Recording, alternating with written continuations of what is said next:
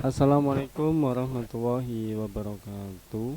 Masih berjumpa bersama Kang Sam dalam rangka untuk menulis karya ilmiah mengenai instrumen penelitian. Ya, ini juga perlu saya sampaikan supaya bisa menjadi acuan bagi yang ingin menulis karya ilmiah.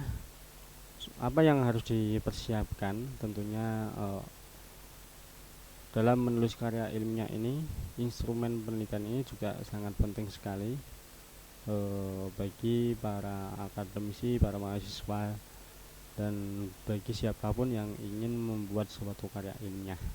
Ya, pada instrumen penelitian ini yang harus diperhatikan mengenai variabel dan data penelitian. Tentunya penelitian ini tidak terlepas dari keberadaan variabel dan data yang merupakan sumber informasi yang memberikan gambaran spesifik mengenai objek penelitian. Dan ini data-data yang digunakan dalam penelitian haruslah memiliki ciri yang tepat, konsisten, dan dapat dipertanggungjawabkan. Mengenai variabel, suatu yang menjadi objek penelitian. Nah, secara umum variabel terdiri atas 4 kategori, yaitu variabel bebas, variabel terikat, variabel moderator, dan variabel pengacau. Ya, pengacau. Kemudian sub ya. Oke. Indikator yang harus diturunkan dalam variabel, akan tetapi apabila suatu variabel sudah cukup bersifat empiris dan operasional, maka kita tidak lagi memerlukan indikator untuk variabel tersebut. Contohnya mengukur berat badan seseorang, maka cukuplah ditimbang. Mengenai subvariabel, bagian-bagian atau hal yang terikat dalam variabel dapat diteliti, yang memungkinkan dapat dibuat dalam bentuk angket atau instrumen wawancara. Nah, contoh variabel misalnya judul penelitian, nah, terus kemudian judulnya apa yang ingin dibuat, kemudian variabel tunggal atau hanya satu variabel atau yang bisa diteliti, yaitu aktivitas misalnya, atau itukah apakah guru atau guru dalam proses belajar mengajar atau dosen dalam proses belajar mengajar.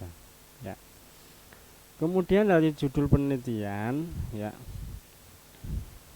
ini tentunya mengenai judul penelitian ini terdiri dari 2 variabel, yaitu variabel bebas ya dan variabel terikat. Kemudian populasi dan sampel, ini tentunya populasi adalah objek utama dan penelitian direncanakan populasi bisa terkait dengan manusianya serta tindakan maupun objek lain yang ada di alam. Nah, ada beberapa teknik menentukan sampel antara lain. Yang pertama random sampling atau sampling acak ya. Kemudian sampling acak ini sederhana, yaitu dengan menggunakan load rate terhadap populasi. Kemudian sampling acak beraturan, kemudian sampling acak dengan bilangan random ya. Nah, kemudian yang kedua sampling kelompok. Nah, kemudian sampling bertujuan, atau kemudian sampling daerah atau wilayah, kemudian sampling kembar, kemudian sampling berimbang. Dalam penentuan jumlah sampel dari populasi, pada dasarnya tidak ada rumus tertentu dalam penarikan sampel dari populasi.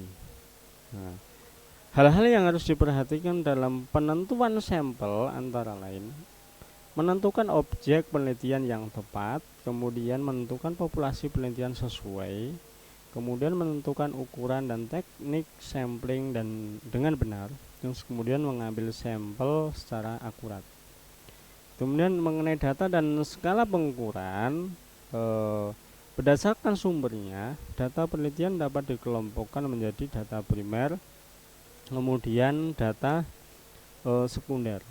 Kalau berdasarkan sifatnya, data penelitian dapat dibagi menjadi data kualitatif, data kuantitatif, dan data kuantitatif ini sendiri ada data deskriptif ya, kemudian ada data kontinum, kemudian data nominal, kemudian ada data ordinal ya, kemudian ada data ordinal, kemudian data interval, kemudian data rasio. Nah, kemudian skala pemahaman terhadap jenis data tersebut sebagai landasan dalam menentukan teknik serta langkah-langkah pengumpulan data penelitian. Ini juga penelitian merupakan cara ilmiah untuk mendapatkan data yang valid. Biasanya skala pengukuran ada beberapa jenis, yaitu skala Likert ya, Likert, kemudian skala Goodman, kemudian skala semantik diferensial, kemudian skala rating. Nah, skala Likert ini biasanya digunakan untuk mengukur sikap, pendapat, dan persepsi seseorang tentang fenomena sosial ya. Kemudian skala Goodman ini biasanya memberikan respon yang tegas yang terdiri dari dua alternatif. Contohnya misalnya ya atau tidak, baik, buruk, pernah, belum pernah, punya, tidak punya misalnya. Kemudian skala semantik diferensial ini biasanya digunakan untuk mengukur sikap tidak dalam bentuk pilihan ganda atau checklist, tetapi tersusun dari sebuah garis kontinuum di mana nilai yang sangat negatif terletak di sebelah kiri, sedangkan nilai yang sangat positif terletak di sebelah kanan. Kemudian skala rating dapat diperoleh ya. Data dapat diperoleh adalah data kuantitatif. Kemudian penelitian baru mentransformasikan data kuantitatif tersebut menjadi data kualitatif. Kemudian skala dalam penelitian ada 5 tingkatan. Ada skala nominal, ada skala ordinal, ada skala interval, ada skala rasio. Skala nominal ini skala yang hanya digunakan untuk memberikan kategori saja. Kalau skala ordinal ini pengukuran yang sudah dapat digunakan untuk menyatakan peringkat antar tingkatan. Akan tetapi jarak atau interval antar tingkatan belum jelas. Kemudian skala interval ini juga skala pengukuran yang sudah dapat digunakan untuk menyatakan peringkat antar tingkatan, dan jarak atau interval antar tingkatan sudah jelas namun belum memiliki nilai atau nol yang mutlak. Kemudian skala rasio pengukuran yang sudah dapat digunakan untuk menyatakan peringkat antar tingkatan dan jarak atau interval antar tingkatan yang sudah jelas dan memiliki nilai ya yang mutlak. Kemudian variabel, sedangkan variabel ini adalah hal-hal yang menjadi objek penelitian yang nilainya belum spesifik atau bervariasi. Berdasarkan sifatnya, variabel dapat digolongkan menjadi variabel dikotomis, kemudian variabel kontinu, kemudian variabel yang dapat dikelompokkan berdasarkan hubungannya atau relasi dengan variabel lain. Tentunya bisa diperhatikan mengenai penjelasan simetris ya, variabel ya, simetris. Nah, kemudian asimetris atau sebab akibat, kemudian interaktif atau resiprokal atau timbal balik. Nah, metode pengumpulan data, ada beberapa metode pengumpulan data penelitian melalui observasi, wawancara, kuesioner, pengukuran fisik, percobaan laboratorium. Apapun metode yang digunakan haruslah dilakukan pencatatan secara detail, lengkap, teliti, dan jelas. Agar menjadi jelas, data semestinya dilengkapi dengan nama pengumpul data, waktu pengumpulan data, kemudian tepat atau lokasi pengumpulan data, kemudian keterangan-keterangan tambahan, misalnya istilah, nama responden dan sebagainya. Kemudian aturan yang dimaksud adalah ya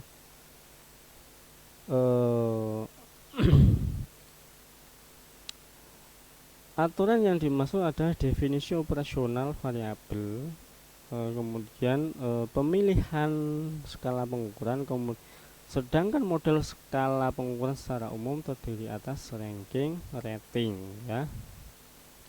Nah, untuk memudahkan proses pengukuran dan pengumpulan data, biasanya akan dilakukan proses dekomposisi variabel. Proses dekomposisi variabel penelitian akan memecah suatu variabel penelitian menjadi subvariabel, dimensi dan butir penelitian. Nah, kemudian mengenai observasi, ya, tentunya yang pertama dengan memperhatikan perbedaan cara pengamatan dan bentuk observasi yang dilakukan, penelitian dapat dibedakan dalam kelompok sebagai berikut. Yang pertama eksperimen, kemudian penelitian survei, kemudian penelitian partisipasi, kemudian penelitian kepustakaan. Ya,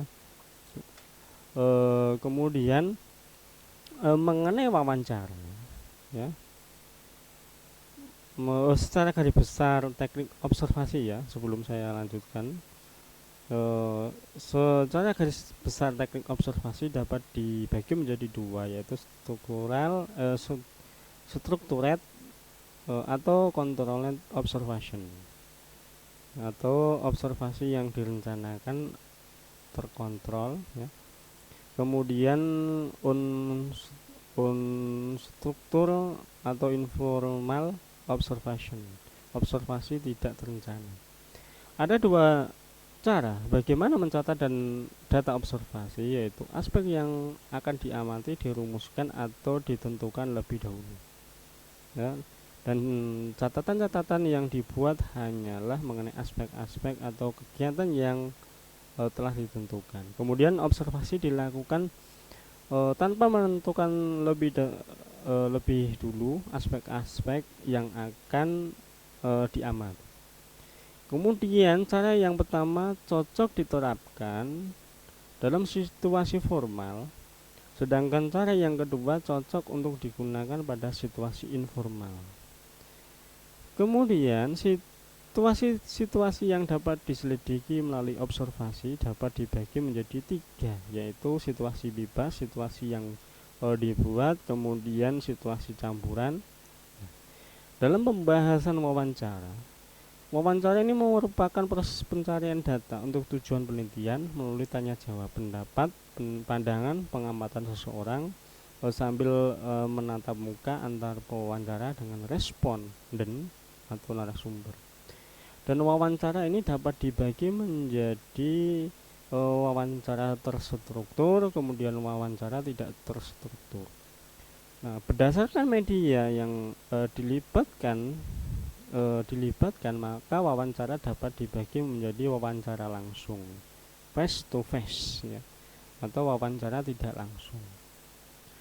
Nah, kegiatan wawancara dapat menyebabkan terjadinya bias. Bias dalam wawancara adalah kesenjangan antara data yang diinginkan oleh peneliti dengan data yang diberi oleh responden. Nah, sumber bias dalam wawancara ini biasanya pewawancara misal saja tidak terjadi saling percaya antara responden dengan pewawancara. Kemudian kekeliruan penafsiran pertanyaan, kemudian secara tidak sengaja atau disadari wawancara mendorong atau mencegah responden menjawab ke suatu arah jawaban tertentu. Kemudian mengenai responden, kemudian situasi ya, mengenai mengenai responden, biasanya responden tidak jujur atau menjawab. Kemudian terhadap situasi, waktu wawancara tidak tepat ya, misalkan wawancara dilakukan terlalu mungkin tidak sesuai dengan waktunya ya.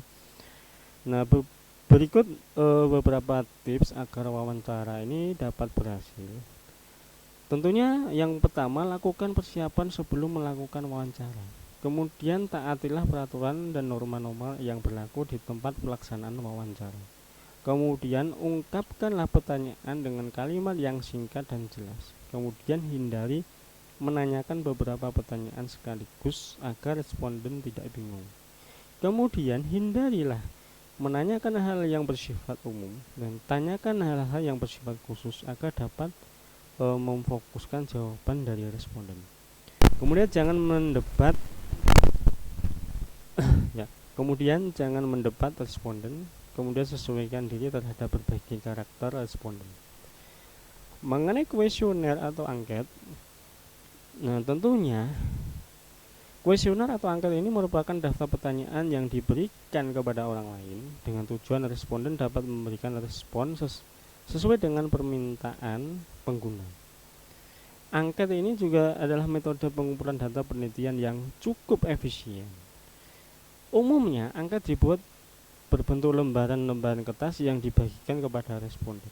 Dan saat ini sudah ada angket online yang dapat diakses dari komputer responden. Ya, untuk membuat angket online tentu saja dibutuhkan utilitas bantu yang sesuai dengan keterampilan menggunakan utilitas tersebut. Salah satu utilitas yang dapat digunakan untuk membuat angket online yang disediakan di situs misalnya www.quicksurveys.com. Nah, itu angket yang dibuat secara online. Kemudian secara umum angket dibedakan menjadi 3, yaitu angket terbuka, kemudian angket tertutup, kemudian angket gabungan. Nah, angket terbuka ini biasanya jenis pertanyaan yang memungkinkan responden memberikan jawaban sesuai dengan pendapatnya masing-masing. Kalau angket tertutup ini biasanya disajikan pertanyaan jawaban sudah disediakan oleh peneliti ya. Kemudian biasanya ini pertanyaan tertutup ini dibuat dalam bentuk pernyataan dan bukan pernyataan ya, dan bukan pertanyaan. Ada 2 jenis pernyataan, yaitu pernyataan positif dan juga pernyataan negatif. Jika pernyataan positif, jawabannya sesuai dengan harapan peneliti, dan jika pernyataan negatif, jawabannya tidak sesuai harapan peneliti. Nah, pada pernyataan negatif, nilai paling negatif diberi bobot atau paling skor paling besar, sebab jawaban paling negatif adalah paling sesuai dengan harapan peneliti. Nah, sangat dianjurkan menentukan komposisi pernyataan positif dan negatif sebagai berikut: adil dan berimbang. Kemudian pernyataan positif dan negatif diletakkan secara bergantian atau selang-seling. Kemudian angket gabungan atau terbuka dan tertutup ini menggabungkan kedua sifat pertanyaan tersebut ya. Kemudian metode LSR. Ada beberapa jenis angket yang telah menyediakan alternatif jawaban dengan ketentuan kategori. Metode LSR ini paling banyak digunakan karena relatif sederhana. Jawaban pernyataan dinyatakan dalam pilihan jawaban. Kemudian jumlah pilihan yang paling banyak digunakan adalah 5 ya. Kemudian metode SD. Metode SD ini jauh lebih kompleks dibandingkan LSR. Responden diminta mendengar atau membaca konsep yang ditanyakan ya. Kemudian jawaban diberikan dengan cara memilih di antara 2 kata yang sifatnya bertolak belakang. Nah, skor diberikan untuk masing-masing pilihan. Kemudian pengukuran fisik ini lazimnya dilakukan di lapangan atau ruang terbuka. Nah, proses pengukuran biasanya dilakukan secara berulang-ulang dan seringkali alat ukur tidak perlu ditunggu oleh peneliti. Kemudian pengukuran laboratorium, ya. Kemudian mengenai analisis data. Analisis data ini dapat secara manual maupun komputer dengan program-program statistik yang telah diakui baik skala nasional maupun internasional. Ya. Masalah reliabilitas dan validitas pengukuran atau kesahihan ini merupakan dua hal pokok dalam penelitian yang tidak boleh ditinggalkan. Setelah kita mengumpulkan data, selanjutnya kita harus menguji validitas dan reliabilitas data tersebut. Validitas dan reliabilitas, istilah validitas ini dipakai berkaitan dengan hasil pengukuran atau pengamatan, sedangkan istilah reliabilitas ini dipakai berkaitan dengan alat yang dipakai untuk melakukan pengukuran atau alat ukur atau instrumen pengumpulan data. Kemudian uji validitas dan reliabilitas. Uji validitas berhubungan dengan mengukur apa yang seharusnya diukur. Terus kemudian sejauh mana ketepatan dan kecermatan atau instrumen pengukuran dalam melakukan fungsi ukurnya. Kemudian agar dapat diperoleh bisa relevan atau sesuai dengan tujuan diadakan pengukuran tersebut. Kemudian memakai korelasi produk momen. Kemudian validitas tinggi jika koefisien validitas. Kemudian dalam output SPSS dilihat pada kolom corrected intertotal correlation. Kemudian uji reliabilitas berhubungan dengan sejauh mana hasil pengukuran dapat dipercaya. Kemudian sejauh mana hasil pengukuran dapat dipercaya bila dilakukan pengukuran pada waktu yang berbeda pada kelompok subjek yang sama, diperoleh hasilnya relatif sama. Kemudian tinggi atau rendahnya reliabilitas secara empirik ditunjukkan oleh suatu angka yang disebut nilai koefisien reliabilitas. Kemudian reliabilitas yang tinggi ditunjukkan dengan nilai 100 atau reliabilitas yang dianggap sudah cukup memuaskan atau tinggi. Ada beberapa teknik yang dipakai untuk menghitung reliabilitas, diantaranya alpha Cronbot atau split half. Dalam SPSS kita sering menemukan alpha Cronbach, ya. Nah, kemudian mengenai hal-hal yang perlu diperhatikan dalam pengolahan data adalah variabel, kemudian skala pengukuran, kemudian tipe skala, kemudian instrumen penelitian, kemudian validitas dan reliabilitas instrumen. Nah, kemudian untuk alat ukur ditunjukkan dari kemampuan alat ukur tersebut mampu mengukur apa yang seharusnya diukur, validitas eksternal dan juga validitas internal. Demikian yang dapat saya sampaikan, semoga bisa bermanfaat. Kata assalamualaikum warahmatullahi wabarakatuh.